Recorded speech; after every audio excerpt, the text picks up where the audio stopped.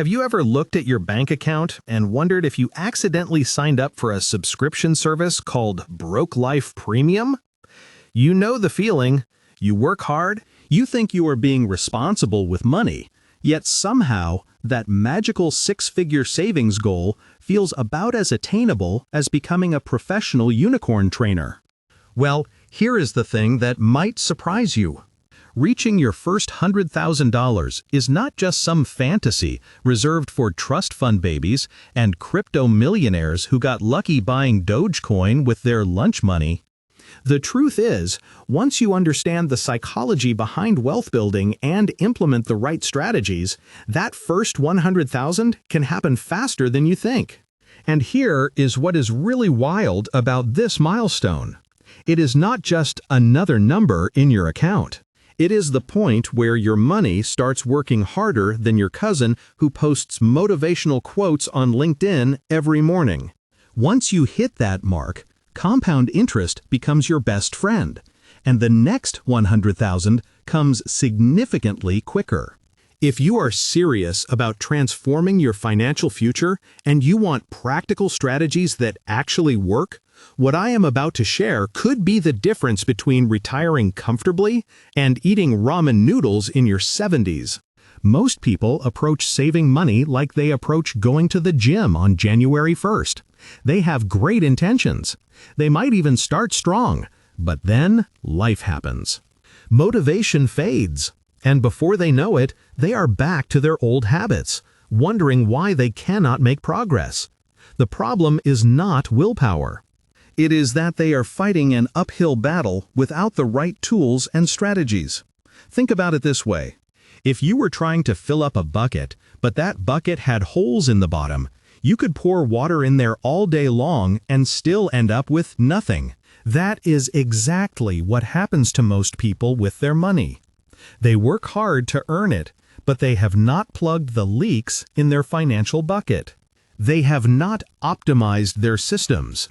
They are essentially trying to solve a math problem with crayons when they should be using a calculator. The wealthy understand something that the middle class often misses entirely. Building wealth is not about making massive sacrifices or living like a monk. It is about making strategic decisions that compound over time. It is about understanding that every dollar you save today is actually several dollars in the future thanks to the magic of compound growth. Why is the first 100,000 so much harder than the ones that come after? It is not just because of compound interest, although that plays a huge role. It is because when you are starting out, you are doing all the heavy lifting yourself. Every dollar in that account came directly from your paycheck, your side hustle, or your business. You are essentially building the foundation of your financial house brick by brick. However, once you reach that $100,000 milestone, something magical starts to happen. Your money begins earning meaningful returns. Instead of seeing a few dollars in interest each month, you start seeing hundreds or even thousands. That 10% annual return that seemed insignificant on a $5,000 portfolio now represents $10,000 of growth on your $100,000 nest egg. Suddenly, your investments are working almost as hard as you are. This is why Charlie Munger, Warren Buffett's longtime business partner, famously said that the first 100,000 is the hardest. Once you get that snowball rolling down the hill, momentum takes over. But getting to that point requires strategy, discipline, and most importantly, the right knowledge about what actually moves the needle. Let us start with strategy number 9. And this one is going to save you more money than you probably realize. We are talking about tax optimization. And no, I do not mean hiding money in offshore accounts or pretending your Netflix subscription is a business expense. I am talking about legitimate strategies that the government actually wants you to use, but for some reason, most people completely ignore them. Here is the reality. Taxes are probably one of your biggest expenses, right up there with housing and transportation. Yet, Most people put more thought into choosing their morning coffee than they do into minimizing their tax burden. It is like voluntarily paying extra for everything you buy just because you did not bother to look for a coupon that was sitting right there in front of you. The beautiful thing about tax-advantaged accounts like traditional IRAs and 401ks is that they give you an immediate discount on every dollar you invest. When you contribute to these accounts, you reduce your taxable income dollar for dollar. So if you are making $50,000 a year and you contribute $10,000 to your 401k, you only pay taxes on $40,000 of income. That is like getting a guaranteed return before your investments even have a chance to grow. Strategy number 8 is one that literally gives you free money. Yet millions of Americans leave it on the table every single year. I am talking about employer 401k matching. And if you are not maxing this out, you are basically telling your boss you do not want a raise. Think about it this way. If your employer offers a 50% match on your contributions up to 6% of your salary, they are giving you an immediate 50% return on your investment before the stock market even gets involved. Let us break this down with real numbers. If you make $50,000 a year and your employer matches 50 cents for every dollar up to 6% of your salary, you could contribute $3,000 and your employer would add another $1,500. That is $1,500 of completely free money that you get just for participating. Show me another investment that guarantees you a 50% return on day one. The crazy part is that people will spend hours researching the best deal on a new phone to save $50, but they will leave thousands of dollars in employer matching on the table because they think they cannot afford to contribute to their 401k. It is like refusing a guaranteed winning lottery ticket because you are worried about the taxes you will have to pay on your winnings. Let us talk about strategy number 7, and this is where we start getting into the fun stuff.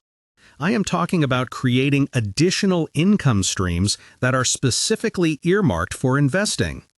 Notice I did not say get a second job or work more hours at your current job. I said create additional income streams, and there is a huge difference. The traditional advice is to live below your means, which basically translates to make your life smaller so you can save more money. But there is another approach that is way more powerful and a lot more enjoyable. Expand your means while keeping your lifestyle constant. Instead of trying to squeeze every penny out of your current income, focus on bringing in more money that goes directly toward your wealth-building goals. The beauty of this approach is that it does not feel like deprivation. You are not cutting back on the things you enjoy. You are just creating extra money that was never part of your regular budget in the first place. It is like finding money in your couch cushions, except instead of finding $20, you are finding hundreds or thousands of dollars every month. This could be anything from freelancing in your area of expertise to starting a small side business that operates on evenings and weekends. The key is to treat this extra income differently than your regular paycheck. Strategy number 6 is going to test your self-control, but it is absolutely crucial if you want to maximize your returns.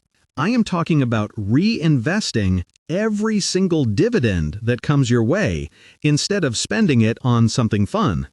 I know, it feels great when you see that dividend payment hit your account. It is like your investments are paying you a salary for being smart enough to own them. But here is the thing that most people do not realize. The real power of dividend investing is not in the income you can spend today. It is in the compound growth you get from reinvesting those payments. When you take those dividends and buy more shares, you are essentially getting more dividend-paying assets, which will pay you even more dividends in the future, which you can use to buy even more shares. It is like a snowball rolling down a hill, getting bigger and faster as it goes. Let me put this in perspective with some real numbers that might shock you. Over the past century, the S&P 500 has averaged about 10.7% annual returns when dividends are reinvested. But if you had taken those dividends as cash instead of reinvesting them, your average return would have been only 6%. That 4% difference might not sound like much, but over 30 years of investing, it is the difference between having a comfortable retirement and wondering if you can afford to retire at all. Strategy number 5 is all about keeping more of what you earn by minimizing investment fees. This might sound boring, but I promise you it is one of the most important things you can do to accelerate your wealth building. Investment fees are like a silent tax on your returns. And most people have no idea how much they are actually paying or how dramatically these fees can impact their long-term wealth. Here is what is crazy about investment fees. They might seem small on an annual basis, but they compound just like your returns do. Except they compound against you.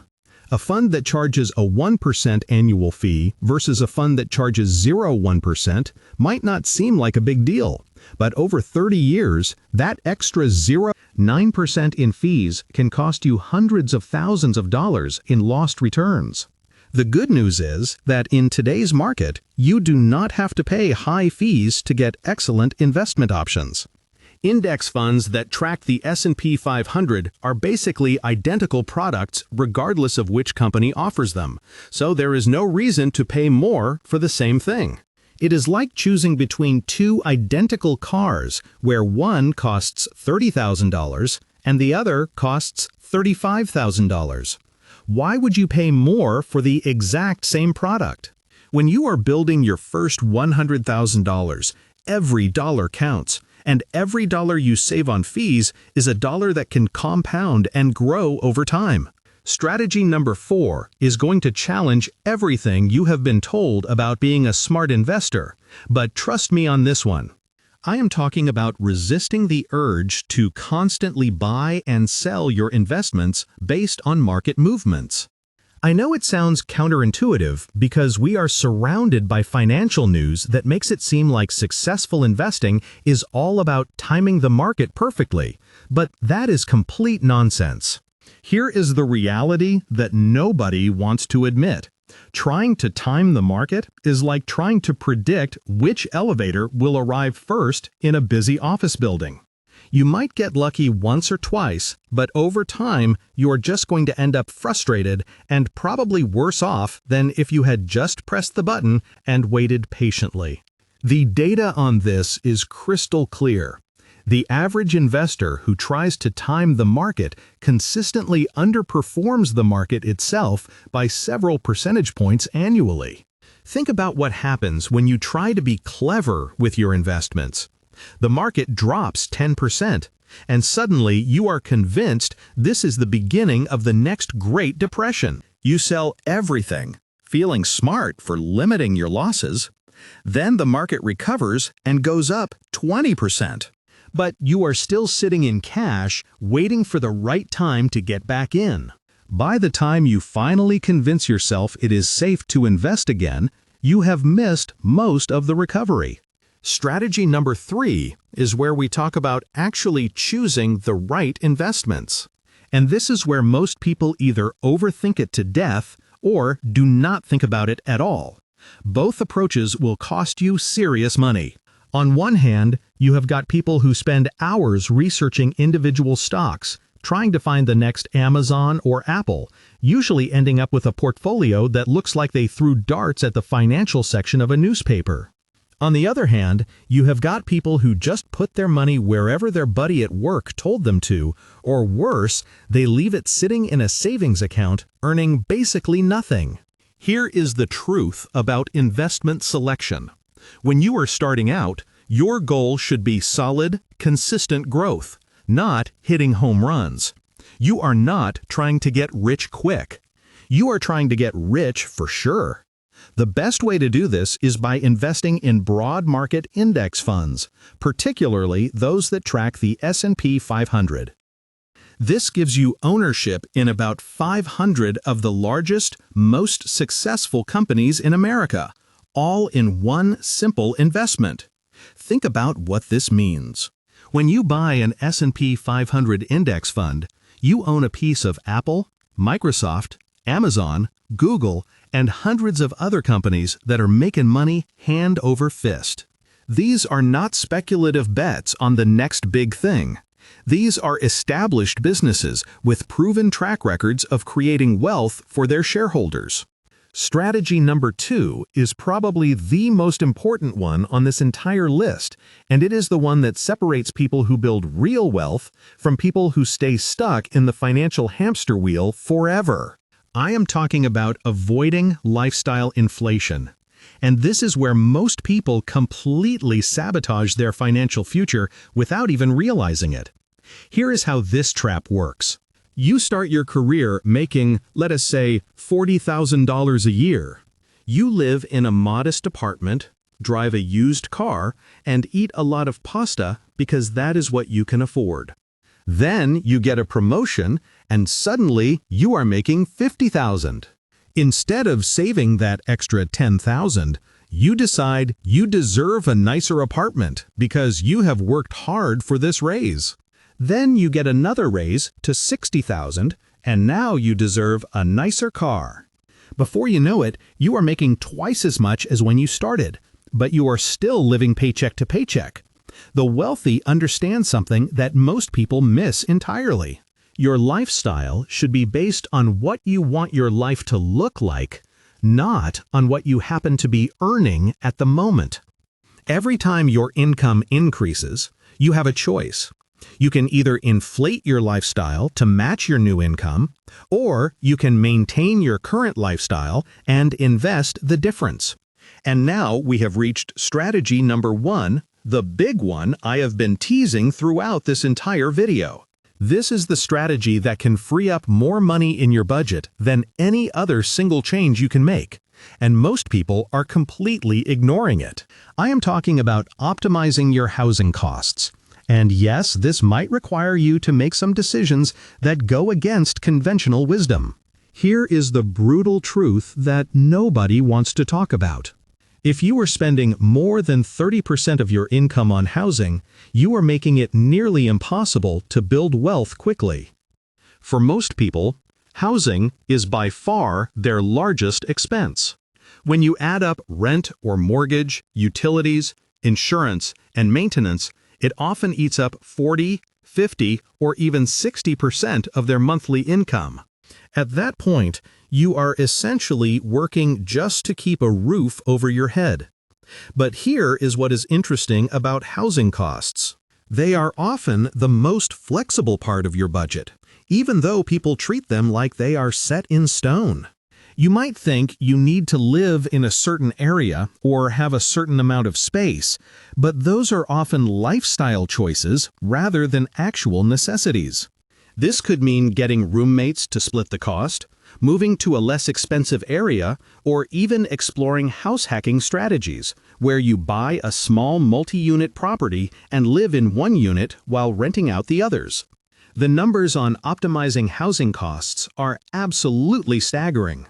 Let us say you are currently spending $2,000 a month on housing, and you find a way to cut that to $1,200. That is $800 a month that you can now invest, which is nearly $10,000 a year. Over 20 years, assuming a 10% annual return, that single change could add over $500,000 to your net worth. I know what some of you are thinking. I cannot just move or get roommates. I have a career, a family, responsibilities. I get it. And I am not saying everyone can or should make dramatic changes to their housing situation. But I am saying that if you are serious about building wealth quickly, you need to at least explore your options. Maybe you cannot cut your housing costs in half, but could you cut them by 20%? Even that would make a huge difference over time. The key is to remember that this does not have to be permanent. You are not signing up for a lifetime of living like a college student. You are making a strategic sacrifice for a few years to set yourself up for decades of financial freedom. Once you have built that solid foundation of wealth, you can afford to live wherever you want because your investments will be covering a significant portion of your expenses. Here's the thing about all these strategies. They work best when you use them together. Each one amplifies the others, creating a powerful system that can dramatically accelerate your path to financial independence. Tax optimization saves you money that you can invest. Employer matching gives you free money to compound. Additional income streams provide more fuel for the wealth-building fire. Reinvesting dividends maximizes your returns. Low fees keep more money working for you. Avoiding market timing prevents costly mistakes. Choosing the right investments ensures solid growth. Avoiding lifestyle inflation keeps your savings rate high. And optimizing housing costs frees up the most money to put toward your goals. When you implement all of these strategies consistently, reaching that first $100,000 transforms from a distant dream into an inevitable outcome. It is not about making perfect decisions every single day. It is about building systems that work automatically, even when motivation fades or life gets complicated. Remember, the first 100,000 is special because it is where momentum really starts to build. Once you reach that milestone, compound interest becomes a much more noticeable force in your financial life. Your investments start earning real money, not just pocket change.